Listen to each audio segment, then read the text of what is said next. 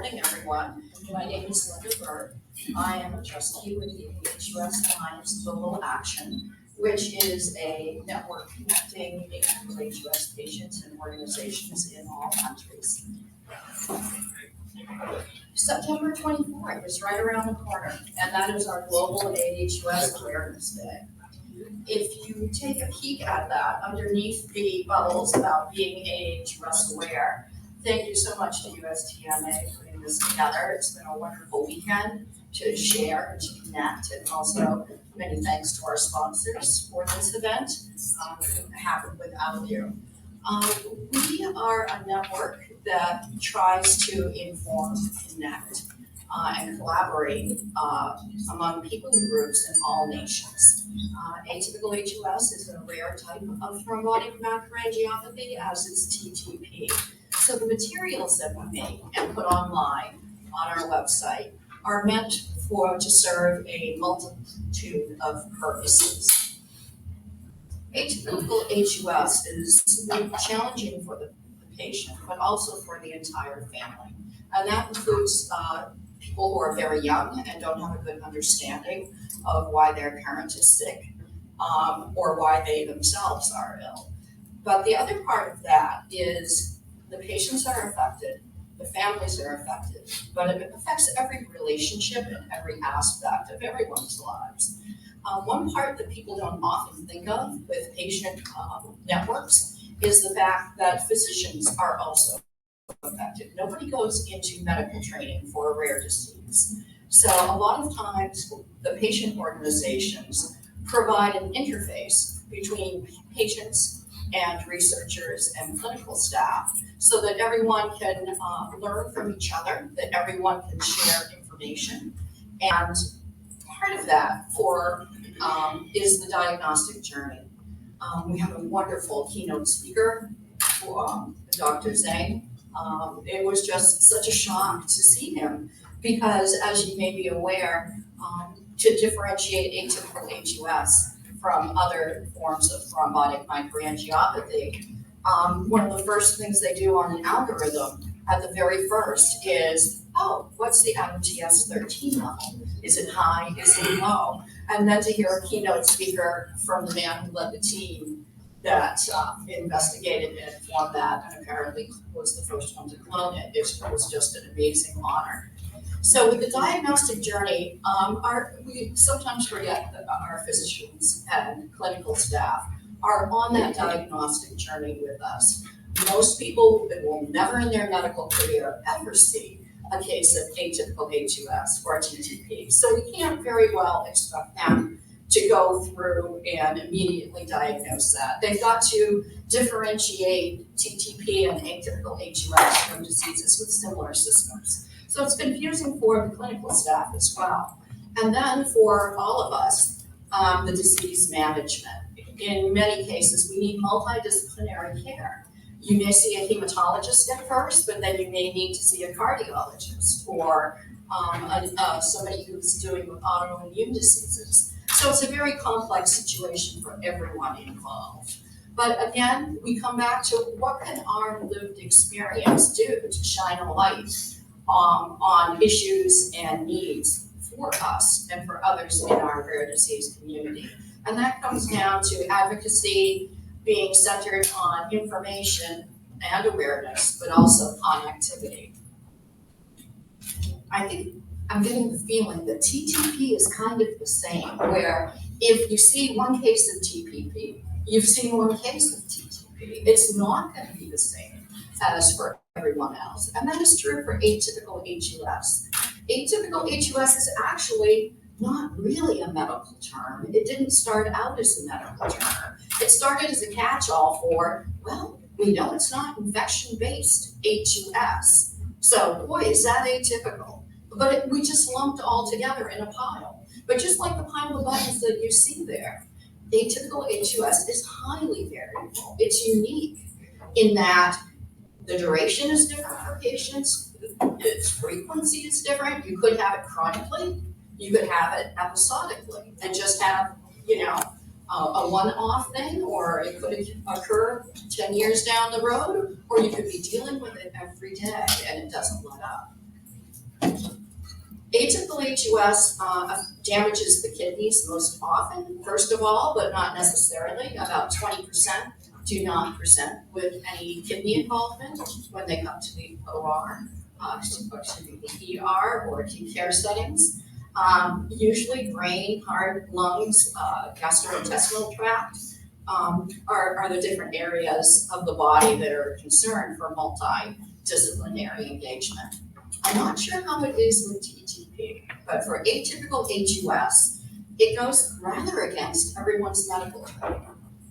For us as patients, when we go into like a clinical care setting and we're like, oh, I think I have strep throat. Well, there's a clear set of guidelines for strep throat. They've seen it before, they know how to diagnose it, and there's a clear-cut path of how you take care of that if you're a physician. And you, as a patient, receive a clear-cut set of directions. And that's not where we are with atypical HUS. What it starts with, instead of evidence-based medicine, where they, have some good information to go by, it's not like that. What happens usually is, well, it might be atypical HUS, or it might be TTP, or it might be some other form of TMA. So let's just start there, and then we'll work on redefining and focusing the diagnosis as we go along. And so that's very different from everyone's training. Atypical HUS is a diagnosis of exclusion. We're what's left as they rule out other medical conditions with similar things. One of the things that came up recently in atypical HUS research was kind of stealing your plasma score. So that's a new thing that we're looking at as a group of physicians. I should clarify my role. I'm just Skylar's mother. I have two children that were factor H atypical HUS. The younger one was diagnosed in 2009, actually in 2003, at the age of 10 months. He died in 2005 due to a kidney liver transplant that was unsuccessful. 10 months later, his younger brother triggered with atypical HUS. We had genetic testing, so we knew that would be a possibility, but he did not trigger until preschool. And right now he's in college. One of the things we face is looking at new treatment options. The plasma score, I think, is kind of exciting. That's looking at things like the platelets, but it's going through and scoring them. It's looking at them and saying, oh, you've got this for platelets, you've got this for LDH, and evidently TTP has been using this plasma score device or method for a while, and there was a new paper that came out that said, wow, this looks like this could be applicable to atypical HUS. Physicians might be using that. We have a modified PAM test. We have things like skin biopsies.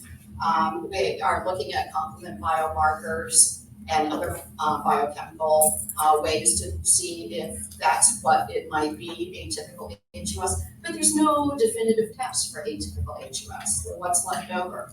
Another problem with diagnosing atypical HUS for physicians is what's the cause of it.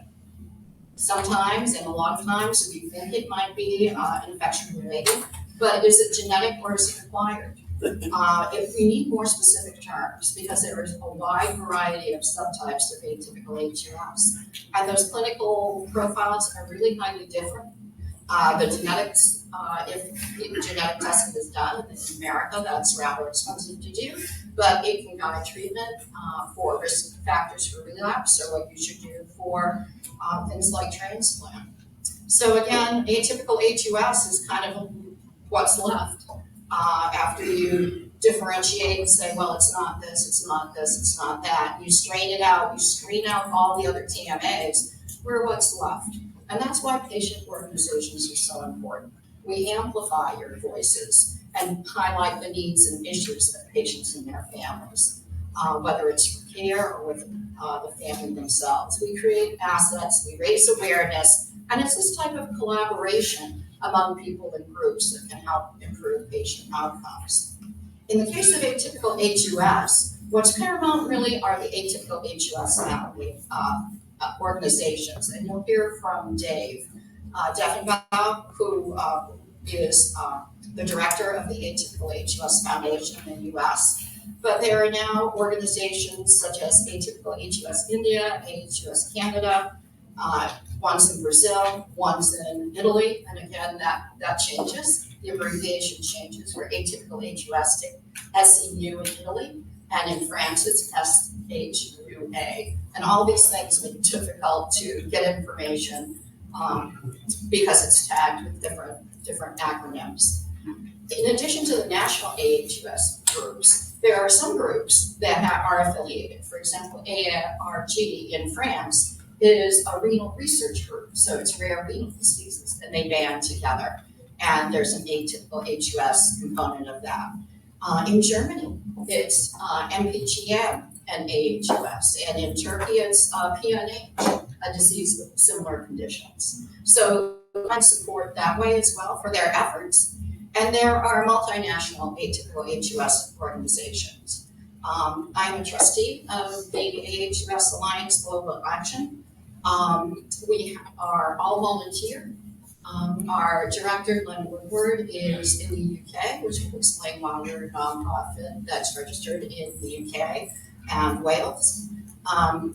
Kamal Shah, founder of Atypical aHUS India, is a patient, and he is also a trustee, as is Carrie Marinari, and she is from Australia. So the Global Alliance is the one that provides the website, and we have all kinds of assets there. We organize and lead the Global September 24th Awareness Campaign. We do social media. And the other group that's international is the AHCAB, and that Global Community Advisory Board. Dave and I both are participants of that as well. So we do have a rest of the world. We help new nations join in. All patient organizations have different focuses. We help bridge gaps and provide insights. We help inform research priorities for the medical and research communities. We support regulatory and policy decisions. There is in the UK, for example, the NICE recommendations, which are the governmental agency. We went before them. Atypical aHUS Alliance Global Action presented information to the government to get eculizumab approved. So that's the kind of thing that a global network can do for you. And of course, we always advocate for improved diagnosis, making sure that treatment guidelines are amplified, and access to coordinated care. For us especially, a multidisciplinary approach to patient care is important. We help improve clinical trials, and we foster that global coordination. So for the atypical aHUS community, it may sound kind of funny, but we're looking at the future, and look, what's going to be the big thing down the road? Nomenclature. And very simply, that's a way to say we need a better way to describe atypical aHUS. There's so many different kinds. Is it a tool hole button? Is it a button with a shape underneath and there are no holes on top? You know, what kind of atypical aHUS are we dealing with? And you may not think that having a precise classification system and more specific terminology would make a difference, but it is going to make a difference. Think of those TV commercials you've seen that say, oh, this is meant for patients with a small cell lung cancer. Or they say, for breast cancer, it's HR negative, HER2 positive. Because there's such a larger population of people with breast cancer, they've narrowed it down. They use specific terminology. And why do they do that?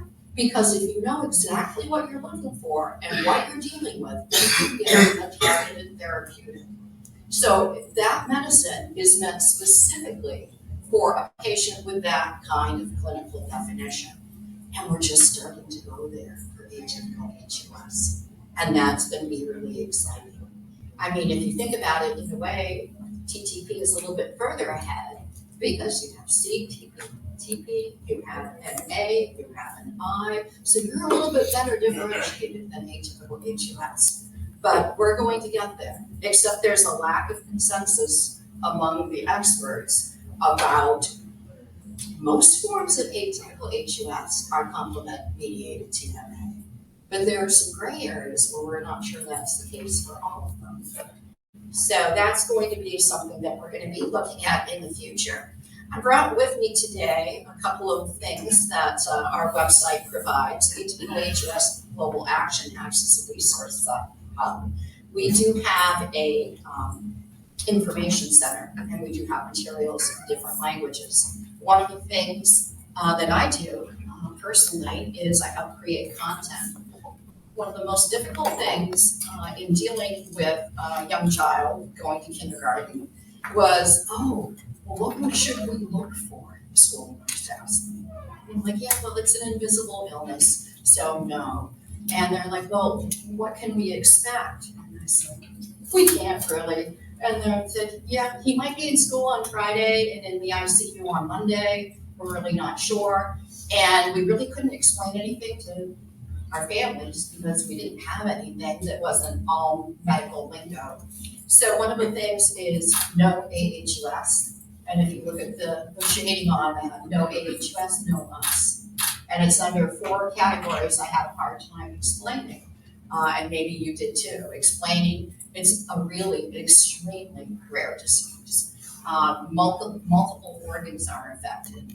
And on the back of that, symptoms vary widely and the severity varies, and the impact for patients is an invisible disease. And so this is the kind of thing on our website where you can download it, print it off, you can send it as a link to family and friends and say, this is what I've been diagnosed with, and this is how it affects our lives. Every year, Atypical HUS Awareness Day, we make a new fact sheet. A new one will be coming out soon. And this is like a more detailed version of that. And of course, on the back, this one says, what's the impact at school, work, or home? How do you explain to your coworkers they need to take over your project, or your boss that you're going to be out and you don't know how long you're going to be out? So it's the kind of thing that we hope people find helpful. And again, our organization is all volunteer. We're patients or caregivers ourselves, and so that's why we came up with that. If you look at the little computer screen in the middle, Atypical HUS Research, we have an online asset with about 1,500 atypical HUS specific research papers, and the top scroll is new research. Very happy that the USTMA is part of our listed in part of our clinical network as a contact point for our new patients or for doctors. It's kind of a doc-to-doc directory, a phone a friend. So if you're a doctor and you are seeing a patient for the first time, we have an online resource where you can call. And I'm happy to say part of the aHUS national service in the UK is part of that network, as is USTMA. We're very grateful for that. And they are listed as well on our study center site.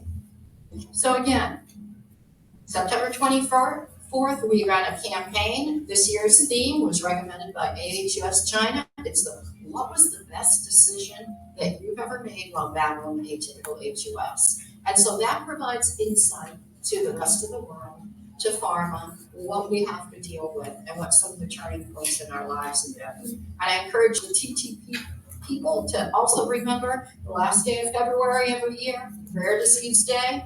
And we're just as that in Europe, and we do that here in the US through NORD and Global Genes and other things. And it's all about awareness, advocacy, collaboration, getting involved, and making sure that we shine a light on research so that we can together build a better life and a better future for our families and patients. Thank you.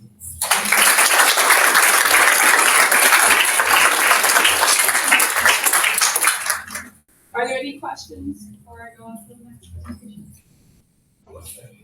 Plasma score? Plasma score. Yeah, evidently it's like a little tally sheet that they use. Yeah. It's like a calculator, you can put different values online. Traditionally used in TPP, but yeah, it's been. We're going to do Absolutely. Well, thank you so much for that. Love to see the international collaboration too. I think that's something that's really unique because although it's called different things, it's the same underlying disease, and the nomenclature is a very hot topic right now. So I'm glad to hear that that's a focus too. Our next organization has also joined us from the UK, which is truly incredible to see people travel this far.